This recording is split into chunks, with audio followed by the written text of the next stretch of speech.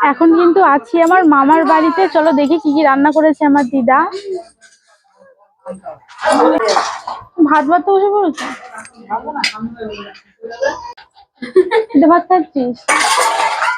হ্যাঁ, মাংস।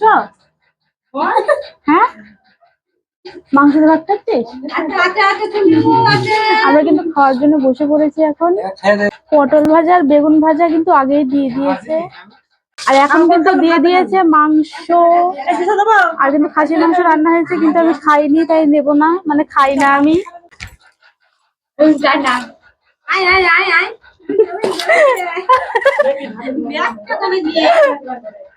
ভাল লাগছে?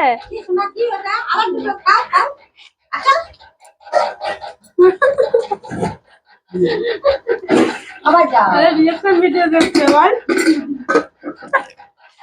ঠিক আবার আসলে যায় এখানে বসে বসে বসে